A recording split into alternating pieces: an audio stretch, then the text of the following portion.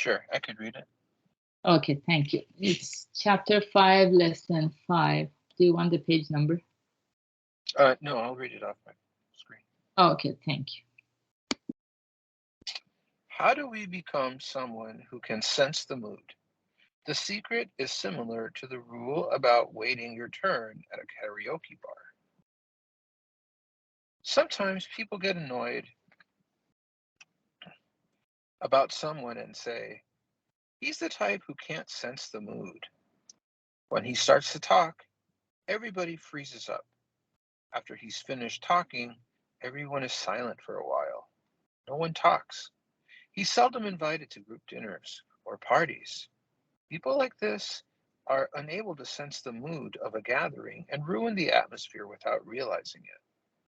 There seem to be quite a few people who are unhappy because they can't get along with others or because they don't know how to relax around other people.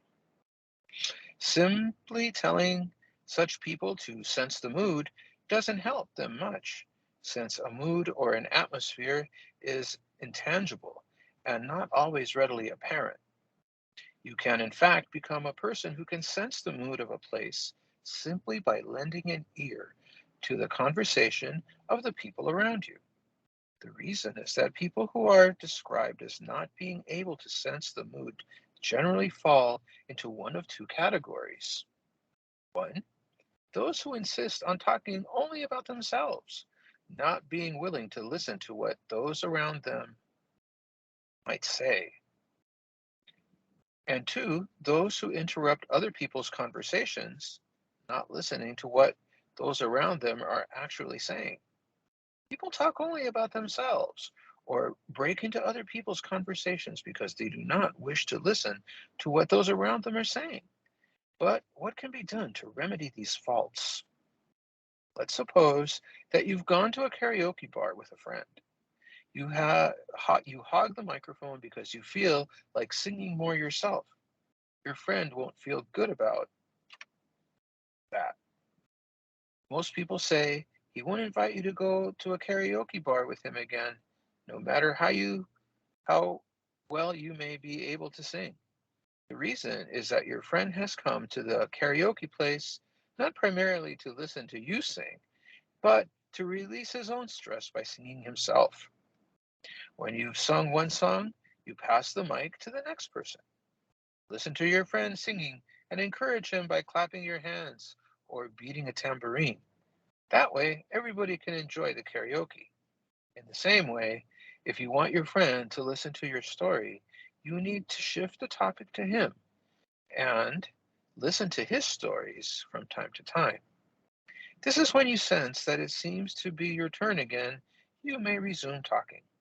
By doing so, you can avoid monopolizing the conversation and annoying others by ruining the atmosphere. If you sense that you've been talking longer than the other person, it's better to pause and say, sorry, I've been going on too much about myself. The other person will realize that you are showing consideration for him or her and respect you all the more for it.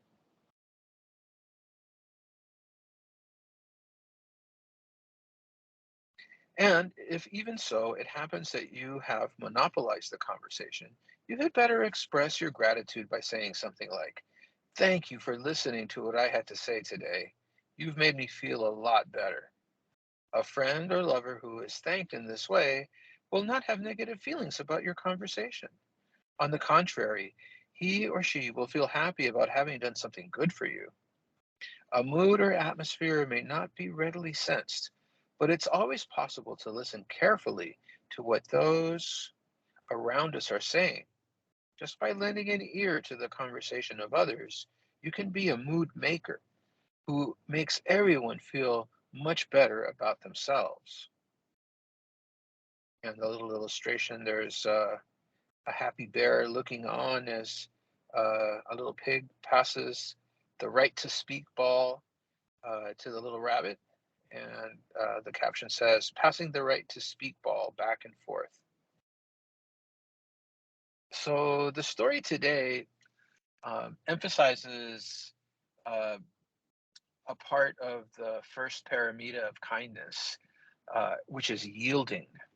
We have to be able to yield to others, yielding the floor, as the expression goes, to somebody else so they can shine as well. We have the tendency to want to put ourselves first and to think that whatever it is that we have to say or whatever it is that we're feeling is more important than what everybody else is thinking or doing or saying or feeling. And so we want to get that out. And in turn, we step on other people's chance to also tell us what they're feeling, what they're thinking. And if we're not sensitive to that, then people will not like our company. They'll try to avoid us. They won't invite us to parties. They won't invite us to go karaoke with them. It's just because we are taking up too much of the conversation or too much of the emotional space with our own talking. So it's important to yield. It's important to give another person a chance. It's important to listen and let them tell us what's going on. It makes for a much more interesting conversation, and it makes you seem like a much more interesting and concerned person when you listen. And also, this story flips this around and gives some really good advice for when we naturally go overboard and talk too much. And we can always thank the other person for hearing us out. And all of a sudden, what we've done is we've switched a situation that was a win lose situation into a win win situation. The other person feels like they're doing us a favor, and we, in turn, give them a chance to be happy about that. We can see that by telling them that they can see that they've done a good turn, they've done a good deed, they've done a kindness, they've listened to us, and that in turn makes them feel good. So we have to be mindful of our conversation, how much time we talk, and be careful not to overdo it, and always be ready and willing to yield the floor to another person and give them a chance.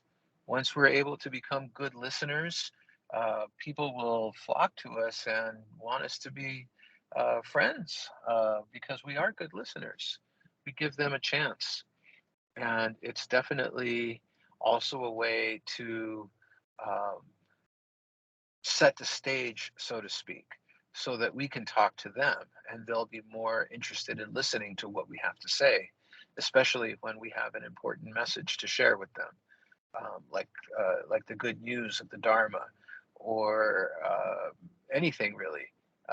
When we want to get our point across, we have to be able to make sure that the other person has our attention so that whatever it is we're going to say really makes a good and positive impact.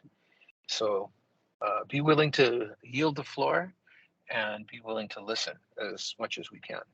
That's what I get from our story today. Okay, thank you very much, Rick. What a wonderful message. And with that, yeah, we would like to acknowledge your kindness here to read and explain the story for us.